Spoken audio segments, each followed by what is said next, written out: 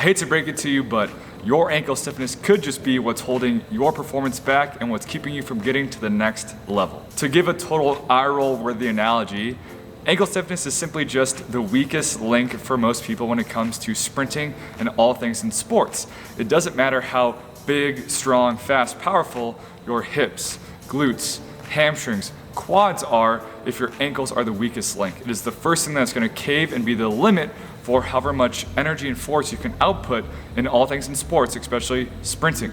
Watch this video all the way through as I explain what ankle stiffness is, why it's important, how to measure it, and how to train it. And if you enjoy content like this, please like the video and subscribe to stay up to date with my content for all things speed training and sports performance. For an operational definition, ankle stiffness is simply the ankle's ability to resist movement under force, to not bend, to not cave, to not go into flexion when experiencing a lot of force. And why this is important is because most things in sports happen very, very fast. For example, in sprinting, ground contacts and top speed are near 0.12 seconds, and that's forces up to 4 times an athlete's body weight.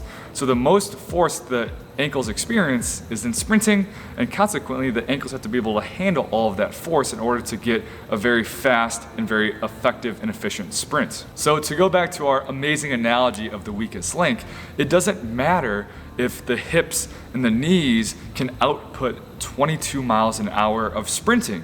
If the ankles can only handle 18, then that's how fast the body will be running. Because of the time constraints in sport, when we need to do things really fast, we can't sacrifice any time. The last thing we need is our ankles to slow us down because it needs more time to dissipate the force so that it can actually handle it. The stronger and stiffer our ankles are, the faster, quicker our ground contacts can be, and consequently, the faster and more effective our movements can be as well. Now, how does one actually assess and measure their ankle stiffness and consequently if it's good or bad?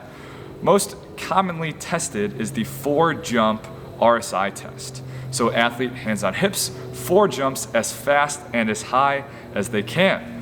And RSI is measured by taking the average flight time over the 4 jumps divided by the average ground contact time over 4 jumps. So if they can jump really high, relatively quickly, getting off the ground fast, then they have very stiff ankles. Now, how do we train it? How do we improve it?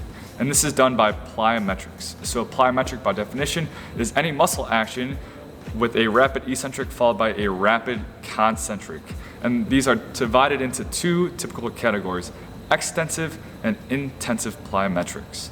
Extensive plyometrics are going to be lower intensity, higher volume ground contacts, typically slower ground contacts. So think anything you're doing for yardage, you're not going that high off the ground with slow ground contacts. And for our intensive plyometrics, think max effort, really fast ground contacts, typically less volume done.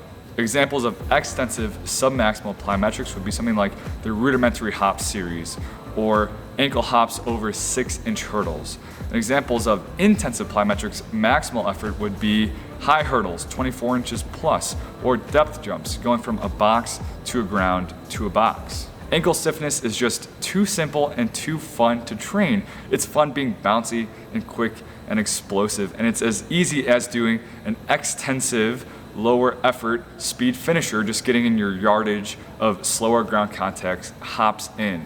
Or it's as easy as doing something like boxes of death, as we call it, just hurdle box patterns in between the warm-up and the actual workout is a way to really get the body bouncy and ready to go with our measured jumps at the end of the warm-up. Or you can pair your plyometrics in with your main lower body lift of that day. So this is your opportunity to take control, get your ankles stiff and bouncy, run fast, and happy training.